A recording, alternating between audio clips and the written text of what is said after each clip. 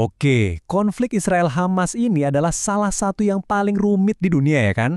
Nah, dalam beberapa menit ke depan kita akan coba bedah pertanyaan utama. Kenapa sih perang ini rasanya nggak ada habisnya? Apa sebetulnya alasan dibalik itu semua?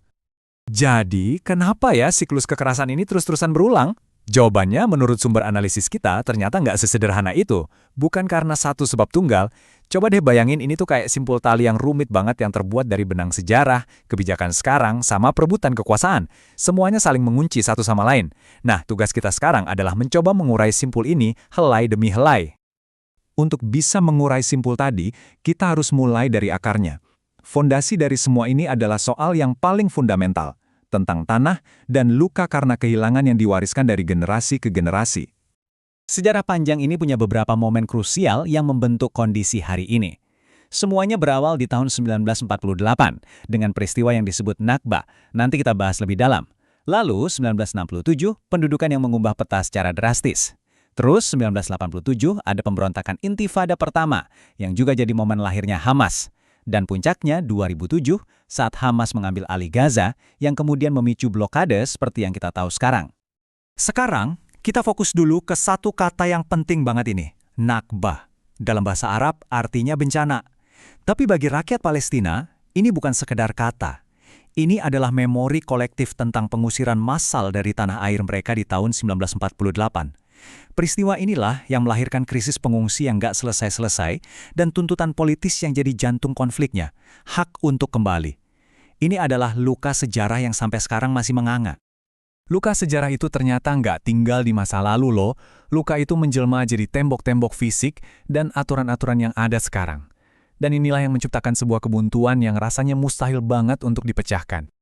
Kita bisa lihat ada dua bentuk kontrol yang beda, tapi tujuannya kurang lebih sama, melumpuhkan prospek perdamaian.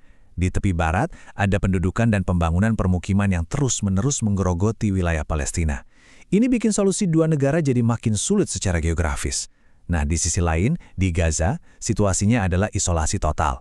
Sebuah blokade super ketat sejak Hamas berkuasa di tahun 2007. Dampak blokade di Gaza ini, luar biasa destruktif. Ini bukan cuma soal militer ya, ini soal ekonomi yang lumpuh, infrastruktur sosial yang hancur, dan yang paling parah, harapan yang mati. Laporan PBB pun berkali-kali bilang, kondisi kayak gini tuh adalah lahan subur buat ekstremisme. Ketika negara gagal hadir, kelompok-kelompok bersenjata seringkali masuk mengisi kekosongan, menyediakan layanan dasar, dan dari situlah mereka dapat dukungan. Jadilah sebuah lingkaran setan keputusasaan yang nggak ada putusnya. Oke, jadi kalau sejarah itu fondasinya dan blokade itu temboknya, maka politik adalah bahan bakar yang bikin api ini terus menyala. Sekarang kita lihat gimana hitung-hitungan strategis, baik dari dalam maupun dari luar, justru membuat konflik ini abadi. Tabel ini nunjukin dengan jelas banget gimana insentif politik itu bekerja. Buat para pemimpin Israel, kebijakan keamanan yang keras itu seringkali populer di dalam negeri. Kompromi malah bisa dianggap lemah. Sementara di sisi Palestina, perpecahan internal antara Fatah dan Hamas bikin posisi tawar mereka jadi lemah. Ujung-ujungnya, bagi kedua belah pihak, aksi militer atau perlawanan bersenjata sering jadi cara paling gampang buat nunjukin kekuatan ke pendukung masing-masing. Ini bikin jalan damai jadi pilihan yang sangat nggak populer. Dan tentu aja, konflik ini nggak terjadi di ruang hampa, ada pemain-pemain besar di panggung internasional. Iran misalnya, mendukung Hamas untuk memperluas pengaruhnya di kawasan itu. Di sisi lain, Amerika Serikat ngasih dukungan militer dan diplomatik yang kuat buat Israel. Aktor-aktor lain kayak Hizbullah, negara-negara Teluk, dan Eropa juga punya agenda sendiri-sendiri. Seringkali, kepentingan strategis mereka ini bukannya memadamkan api, tapi malah terus menyiramkan bensin. Nah, jadi inilah 3 lapis masalah yang menurut analisis sumber kita bikin perang ini seolah nggak ada ujungnya. Pertama, di paling dasar ada luka sejarah yang belum beres. Kedua, ada hambatan fisik berupa pendudukan dan blokade yang mengunci situasi sekarang. Dan ketiga, di lapisan paling atas ada insentif politik dari para pemain kunci yang bikin konflik itu lebih menguntungkan daripada damai. Ketiga lapisan ini saling memperkuat satu sama lain. Setelah lihat betapa rumitnya struktur masalah ini, pertanyaan wajarnya adalah, emang ada jalan keluar? Apa mungkin siklus ini bisa diputus? Sumber analisis kita sebenarnya menawarkan sebuah kerangka solusi, tapi ada satu syarat penting. Ketiga pilarnya harus dibangun bareng-bareng, nggak bisa satu-satu.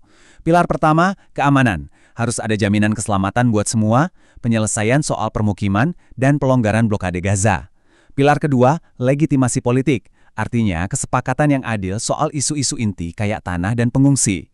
Dan pilar ketiga, pemulihan ekonomi, terutama buat Gaza, dengan dukungan dunia internasional.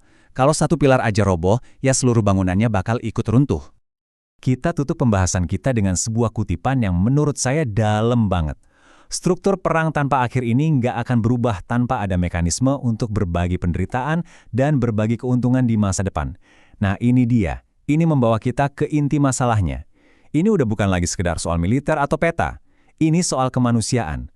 Dan pada akhirnya kita ditinggalkan dengan satu pertanyaan yang berat banget. Bisakah sebuah mekanisme untuk berbagi itu diciptakan di tengah kebencian yang sudah begitu dalam?